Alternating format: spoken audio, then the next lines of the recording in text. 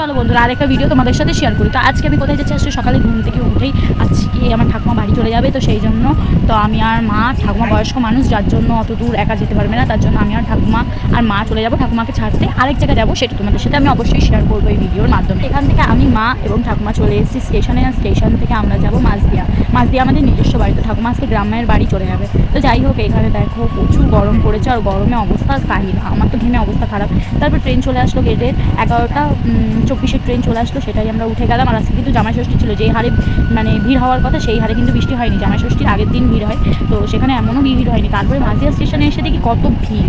ঠিক আছে, তো আমরা এই দেখো স্টেশনে নেমে গেছি, আর এখান থেকে তোমরা দেখতেই পাচ্ছ কত ভিড় হয়ে গেছে। যাই হোক বন্ধুরা, তারপর আমার মাঝদিয়া থেকে মিষ্টি নিয়ে নিলাম। মিষ্টি বলতে মিষ্টি 2 বাড়ির জন্য, কোন বাড়ি যাবো সেগুলো তো তোমাদের অবশ্যই দেখাবো। তোমরা মিষ্টি নিয়ে নিলাম। তারপর আমি, ঠাম্মা এবং মা বাসে উঠে গেলাম। ঠাম্মা চলে যাবে শিমুলিয়া, মানে নিজের বাড়ি চলে যাবে, আর আমি আর মা কিন্তু তেঁতুলতলা নেমে যাবো।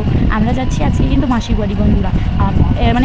মানে এক কাজ করতে এসে আরেক কাজও হয়ে গেল। আর জামাই ষষ্ঠীর নিমন্ত্রণ ছিল, যেখানে মা চলে গেছে। এখানে তোমরা দেখতেই পাচ্ছ আমি কিন্তু বাস থেকে নেমে গেছি, আর নেমে আমি আর মা কিন্তু হাঁটতে চলে গেছি। ওখান থেকে বেশি টাইম লাগে না, 5 মিনিট মতো লাগে তেঁতুলতলা থেকে। তারপর আমরা একটা দোকান থেকে কিন্তু একটা পেপসি কিনে নিয়েছি, পেপসিটা কিনে আমরা চলে গেছি মাসি বাড়ি। আর মাসি বাড়ি কিন্তু আমরা যখন গেছি তখন মাসি দেখছিলাম কাজ করছিল, ঠিক আছে, আর মাসি কাজ করছিল, আর আমরা মাসি বলছিল মিষ্টি কেনার কী দরকার, হ্যাঁ না তেন, আর গিয়ে আমি কিন্তু হাওয়ার তলা বসে গেছিলাম। আর এই দেখো, এটা আমার ভাই, তোমরা একে চেনোই।